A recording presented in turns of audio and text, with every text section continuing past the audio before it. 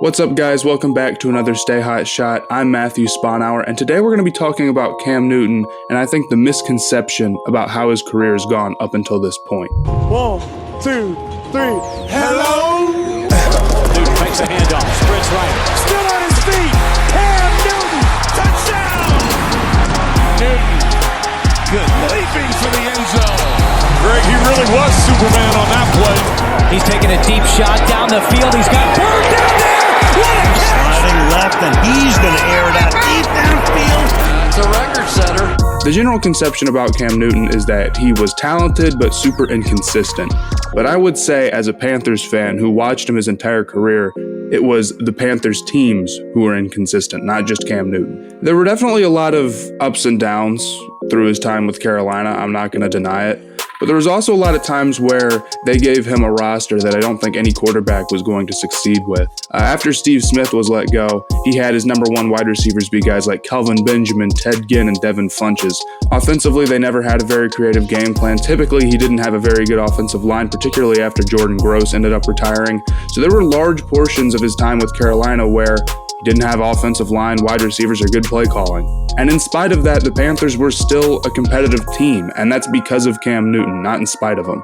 But typically, it's Cam Newton getting the blame when the team loses, and that's how it is with all quarterbacks to some extent. But the 15-1 Super Bowl loss season is probably the best example of that. That team was extremely good, but when it came down to the Super Bowl, the offensive line played like garbage. He had no time to throw. It was just a disaster all around the game. But mainly, the blame is placed squarely on Cam Newton, at least by most non-Panthers fans. And maybe that's because of the one fluky play where it looks like he's not even trying to get the ball on a loose fumble, or if it's because people were just tired of hearing about Cam Newton and wanted to trash him. I'm not sure. But regardless, I can tell you that Cam Newton is not the reason why the Panthers lost that game.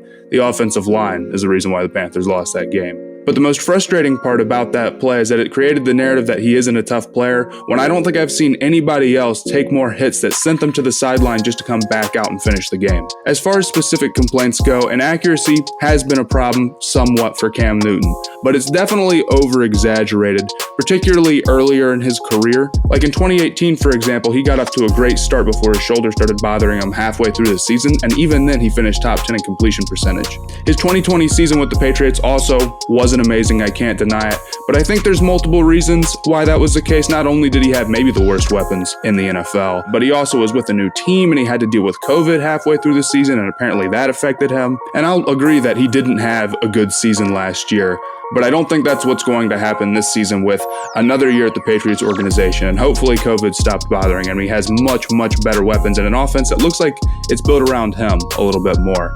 Going into this next season, the big question is, can he hold on to the job? Because it seems like they're going to give it to him out of the gate. But obviously the Patriots did draft Mac Jones with the 15th overall pick. I think that he does. I think Cam Newton brings an advantage on the ground that the Patriots are going to love to have. They have a very strong offensive line.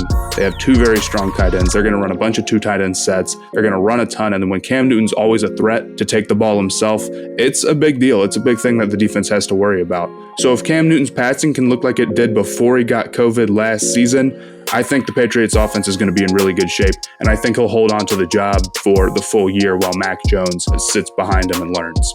The one big concern that I would see for him, though, is his shoulder health. That's been bothering him since 2016, and it's always been a little bit on and off. It's hard to know whether or not it's going to be a problem. If it is, it might be hard for Cam Newton to get it right and be as accurate as he needs to be. So that could be something I'd look out for.